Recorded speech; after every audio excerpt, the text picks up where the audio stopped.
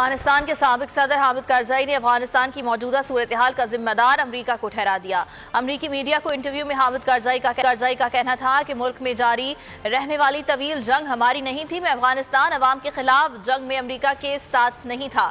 امریکہ اور اس کے اتحادیوں نے افغانستان پر جنگ مسلط کی۔ حامد کرزئی نے کہا کہ دہشت گردی کے خلاف جنگ دراصل افغان عوام کے خلاف جنگ تھی۔ انہوں نے مطالبہ کیا کہ بائیڈن انتظامیہ افغانستان کے منجمد فنڈز کو بحال کرے۔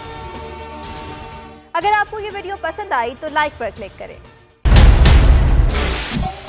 سب سے بڑے چینل بول نیوز کے اینکر مخدوم شہاب الدین کے پروگرام اب بات ہوگی نے ریٹنگ کے تمام ریکارڈز توڑ دیے۔ میں ہوں مخدوم شہاب الدین اور آپ دیکھ رہے ہیں اب بات ہوگی۔ 46% ناظرین نے بول نیوز کو دیکھا، سوشل میڈیا پر بھی سب نے زیادہ دیکھا۔